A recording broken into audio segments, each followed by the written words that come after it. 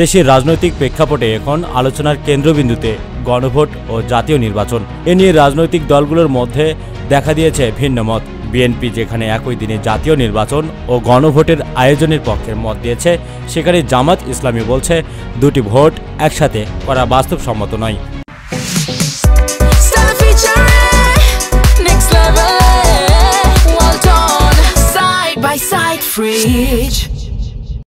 Phase the পিপলকে দেওয়া এক সাক্ষাৎকারে জামাত ইসলামীর সেক্রেটারি জেনারেল মিয়া গোলাম পরোয়ার বলেন, জামাত জাতীয় নির্বাচন ও গণভোট একই দিনে চায় না।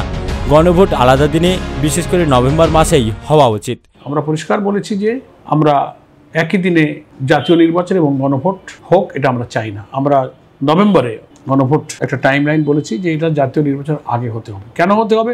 তিনটা প্রধান কারণ আমরা বলেছি। তিনি যুক্তি দিয়ে বলেন, জাতীয় নির্বাচন ও গণভোট একসাথে হলে সেটা ন্যায়সঙ্গত হবে না। গণভোটের মূল উদ্দেশ্য হলো জনগণের মতামত জানা। সংস্কারের বিষয়ে গণভোট শেষ না হলে একজন ভোটার তো বুঝতে পারছে না যে হা জিতলো না না জিতলো, কি কি সংস্কার হইতে যাচ্ছে। এটা বুঝবে কখন? যখন গণভোটের ফলাফলটা আসবে। তাহলে সেই ফলাফল আপনি জানতে দিলেন না, তার আগেই একই দিনে আপনি যদি জাতীয় নির্বাচনে আপনি একটা পলিটিক্যাল পার্টিকে ভোট দিতে বলেন, তাহলে ভোটার তো কিসে হা বলবো, কিসে না বলবো?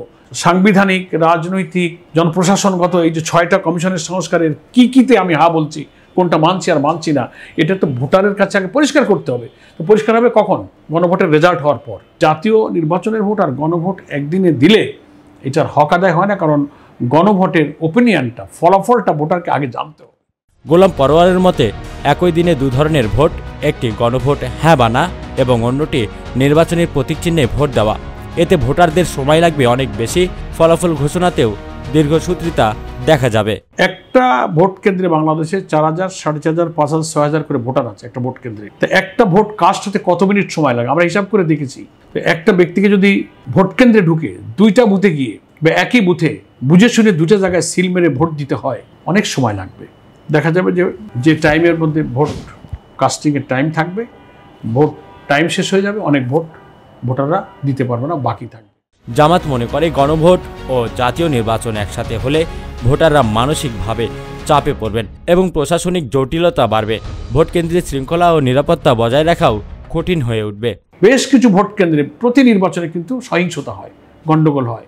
5টা কেন্দ্রে ভোট বন্ধ হয়ে গেল, ওটা স্থগিত করা হলো, 2টা লোক আহত হলো, ওখানে একটা গুলি হলো। এ ঘটনা ঘটতেই পারে জাতীয় নির্বাচনে।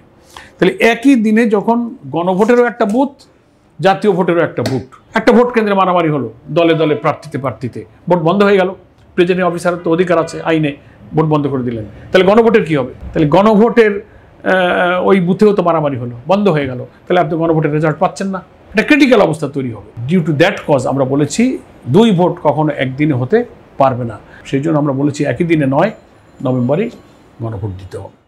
গণভোট আগে হলে জনগণের মতামত জানা যাবে, তারপর নির্বাচন হলে সেটাই হবে গণতান্ত্রিক প্রক্রিয়ার সঠিক রূপ। Mohammad Sajal Miah, face the people.